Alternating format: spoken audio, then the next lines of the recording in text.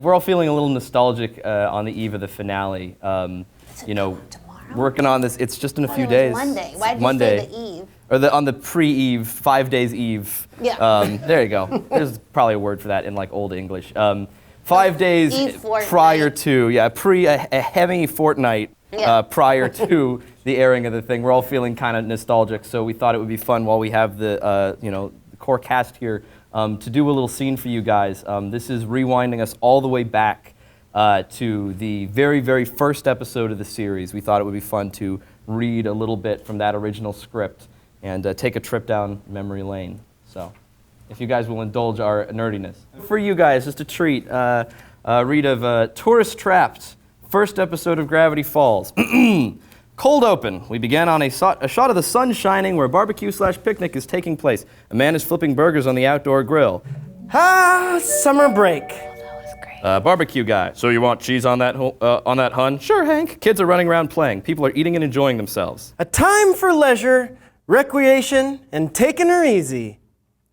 Unless you're me. Suddenly, a golf cart crashes through the Gravity Falls sign and speeds through the forest. We see Dipper is driving and Mabel is the passenger. They seem to be fleeing from something.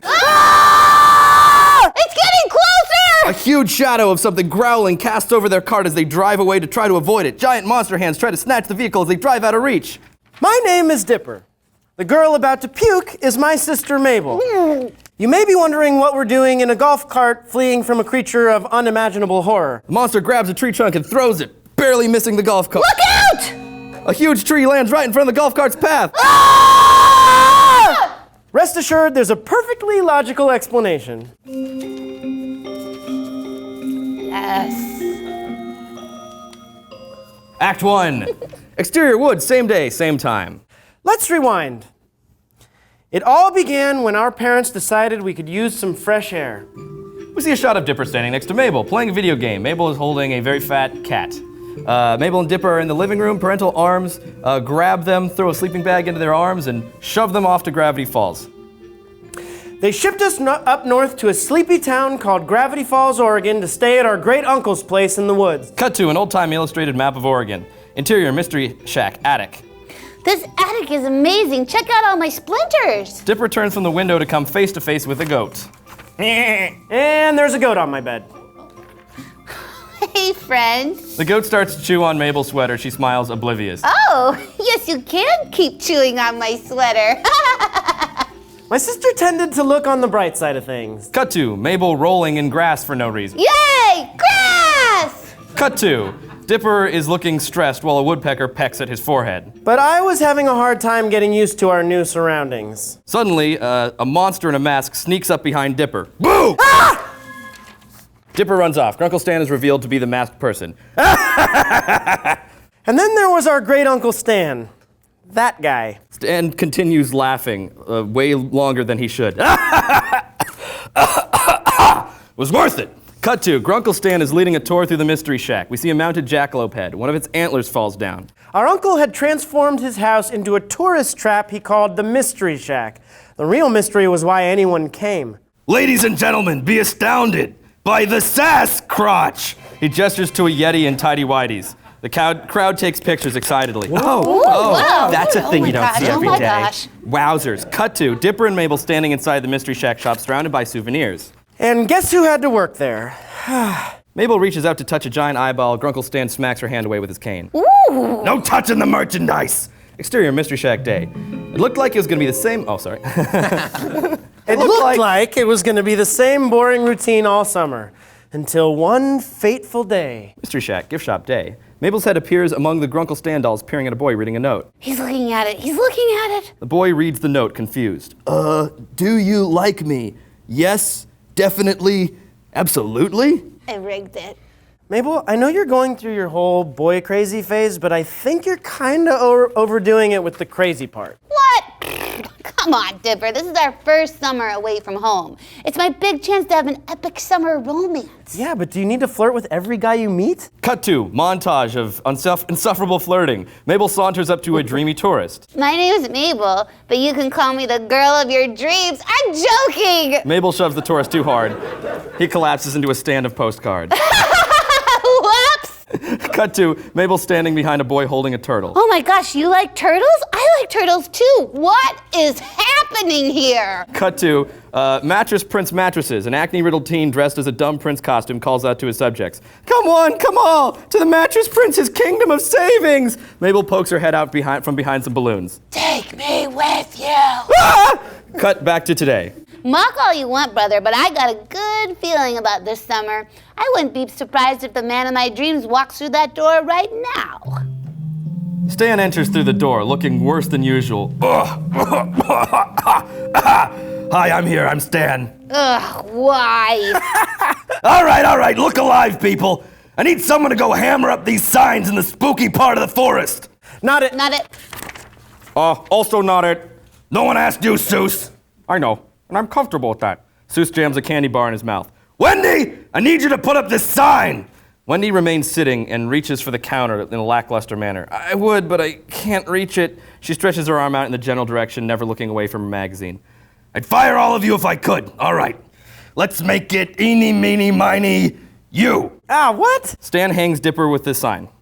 Grunkle Stan, whenever I'm in these woods, I feel like I'm being watched. Not this again. I'm telling you, something weird is going on in this town. Just today, my mosquito bite spelled out beware. I think that says bewarb. That's a B. Dipper scratches his arm, embarrassed. Look, kid. Look, kid. The whole monsters in the forest thing is just local legend, drummed up by guys like me to sell merch to guys like that. He points to the world's dumbest tourist who shakes a Grunkle Stan bobblehead and laughs like an idiot. So quit being so paranoid. Exterior, Mystery Shack skyline, sunset. Trees sway in the breeze mysteriously. Dipper is hammering a sign into a tree. Grunkle Stan, nobody believes anything I say. Dipper moves on to another tree and starts to hammer it. A metal sound rings out when he tries to hit the nail into the tree. Huh? Dipper opens a hidden metal door in the tree. Inside, we see a small control unit with switches. Dipper looks around and starts flipping the switches on and off. A trap door in the ground opens up right behind him where the goat was eating. Goat runs off. Dipper opens the hatch. Inside, there's an ancient-looking book. It's bound in leather, has a monocle hanging off of it, and has the silhouette of a six-fingered hand. In the center of the hand, there's a cryptic number 3.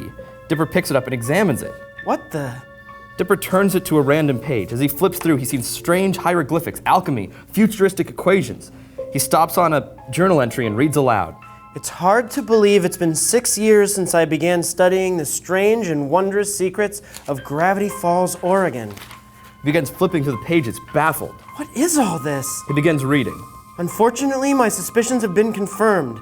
I'm being watched. I must hide this book before he finds it. Remember, in Gravity Falls, there's no one you can trust.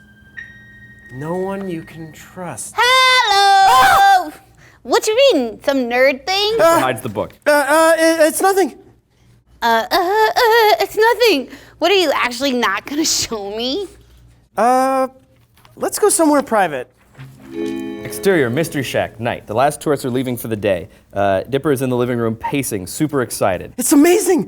Grunkle Stan said I was being paranoid, but according to this book, Gravity Falls has this secret dark side. Whoa, shut up! And get this, after a certain point, the pages just stop. Like the guy who was writing it mysteriously disappeared. Who's that? Well, time to spill the beans. Boop! Mabel knocks over a can of beans. Beans. This girl's got a date! Woot woot! Wait, let me get this straight. In the half hour I was gone, you already found a new boyfriend? What can I say? I guess I'm just irresistible. Mabel flops her sweater sleeves around like an idiot. Oh, coming! Mabel hops off to answer the door. Dipper hops on the chair and starts reading the journal. Stan appears in the doorway drinking a soda. What you reading there, Slick? Dipper in a panic hides the book. Oh, I was just catching up on, Dipper picks up a magazine. Gold Chains for Old Men magazine? Yeah, that's a good issue. Hey, family. Mabel pokes her head in a frame with a gigantic braces-filled smile. Say hello to my new boyfriend. She pulls the guy into camera. It's a strange dude wearing a hoodie. He's got a vacant stare, twigs sticking out of his jacket. Seems somewhat lobotomized, like the guy from Twilight if he were hit by a bus. He raises his hand to wave, but it's all tensed in a claw-like position. Mabel stands by the stranger. Sup? Dipper and Mabel look weirded out. Hey. How's it hanging? We met at a cemetery. He's really deep. Mabel strokes Norman's arm and seems surprised. Ooh, a little muscle there. What a surprise. Dipper is perturbed. So, what's your name? Normal. Man! He means Norman. Are you bleeding, Norman? Norman looks down on his face. He's clearly bleeding. It's jam! I love jam! Look at this! So, you want to go hold human hands or whatever? Oh my goodness. Don't wait up. Mabel smiles giddily and scampers off. Norman gives Stan and Dipper a little cool guy finger gun point and then stumbles away and crashes into a wall. Off screen, we hear sounds of him banging into stuff. Cut to Mystery Shack, attic hallway, stained glass window. In the foreground, a possum runs across a ceiling beam. Dipper sits in the window box, flipping through journal number 3 intently. There was something about Norman that wasn't right. I decided to consult the journal. Known for their pale skin and bad attitudes, these creatures are often mistaken for teenagers. Beware Gravity Falls nefarious. He sees a picture in the book of a zombie. It says, "Sup." Zombie! Zombie! Zombie! Interior, Mystery Shack hallroom day. Stan is getting dressed, stops tying his tie when he hears Dipper screams. What was that? Did someone say Crombie? What is that, Crombie? It's not even a real word. You're losing your mind, Stan. Interior, Mystery Shack attic. Dipper continues to look around the window and see Mabel sitting on a picnic table as Norman approaches her. He starts stumbling towards her, making ominous zombie grunts. Yeah, yeah. Mabel smiles at him innocently. I like you. Dipper stares out the window in horror. Oh no! Mabel! End scene. Thank you. What? That's where it all began. Zombies, Crombies, a Sasquatch. These two. This guy. Brings us back, doesn't it? It does bring us back.